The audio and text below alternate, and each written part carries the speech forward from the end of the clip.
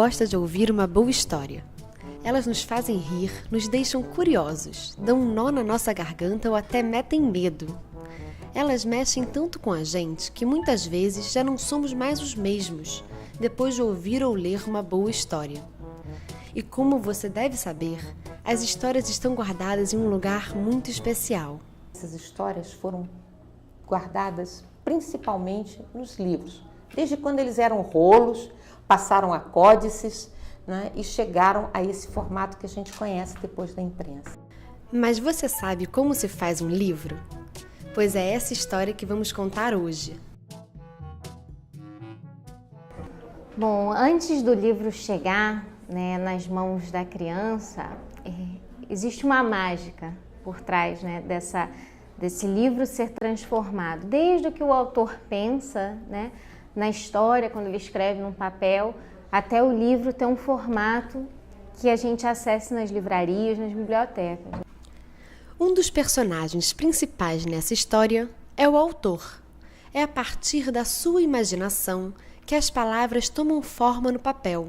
Eu comecei a escrever poesia, comecei a escrever literatura para adulto e eu acredito que eu tive que crescer e me desenvolver e pesquisar mais para escrever para criança. Aparentemente é mais fácil, mas na verdade não.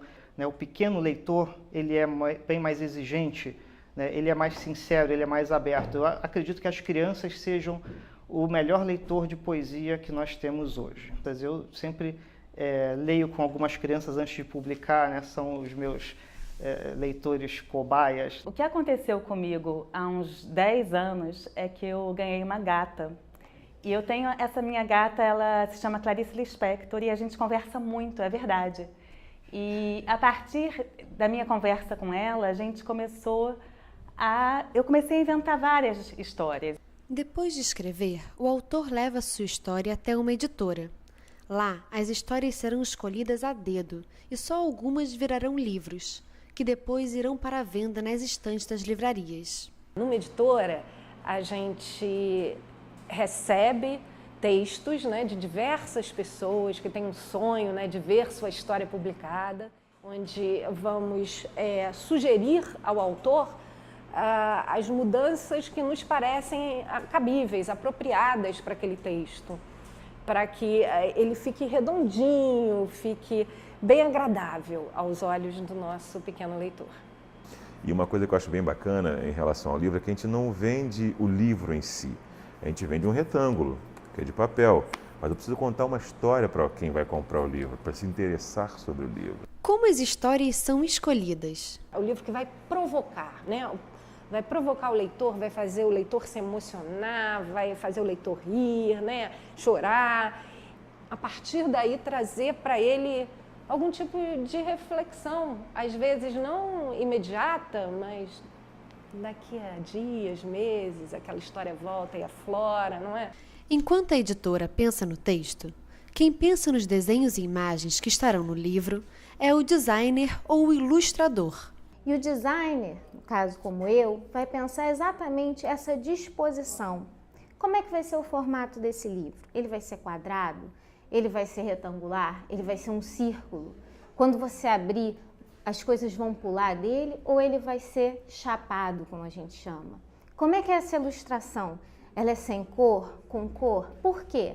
Às vezes a cor vai trazer uma emoção, um vermelho forte, vai trazer energia. E às vezes você quer passar aquela tristeza e aí você usa um cinza, uma imagem mais triste. Tudo isso o designer vai pensar junto com o ilustrador, para quando esse livro chegar na criança, essa mágica se tornar realidade. A editora manda a história para uma gráfica, onde o livro vai virar um objeto de verdade, de papel e tinta.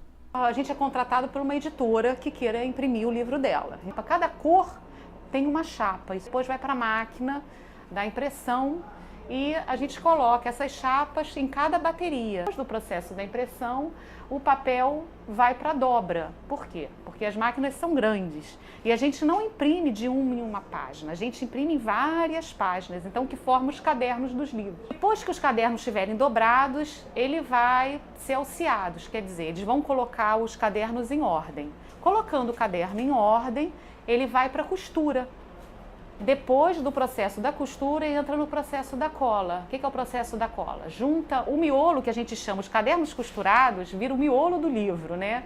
Então ele se junta com a capa e sai o livro colado na capa. Só que depois desse processo ainda tem que cortar, é o que a gente chama refilar o livro, dar o corte final para poder sair o produto pronto.